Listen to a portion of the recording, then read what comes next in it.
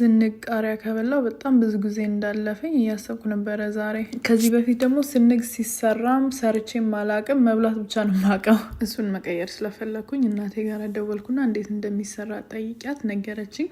እንዴት እንደሰራሁት ላሳያችሁ። በጣም ቀላል ነው። የሚያስፈልገን ቃሪያ፣ ሽንኩርት፣ ቲማቲም። እኔ ነጭ ሽንኩርት ጨምሬያለሁ፣ መጨመር አያስፈልግም። ሽንኩርቱን፣ ነጭ ሽንኩርቱንና ቲማቲሙን ለማድቀቅ ሞክር። ያን ያህል ባይደቅም ችግር የለውም። ትንሽ የቢላ ሙያ ሊጠይቅ የሚችለው የቃሪያውን ፍሬ ስናወጣለት ቃሪያውን ሙሉ በሙሉ እንዳንቆርጠው ትኩረት መስጠት ያስፈልጋል። ትኩረትና ትዕግስት። በጣም ጊዜ የሚፈጅ ስራ ነው። ፍሬውን አውጥተው ቃሪያውንና ለመቁረጥ መሞከር። አሰብኩት እኔ ለራሴ ብቻ ነው የምሰራው። ለብዙ ሰው የሚሰሩ ሰዎች ትዕግስታቸው በጣም ጎበዞች ናቸው።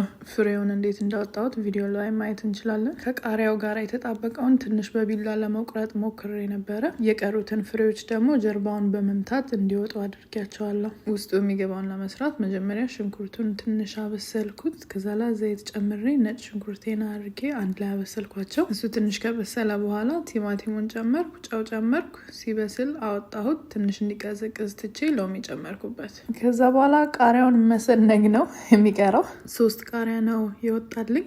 ነገ ምስር ወጥ ሰራና ከሱ ጋር በለዋለሁ ብያለሁ።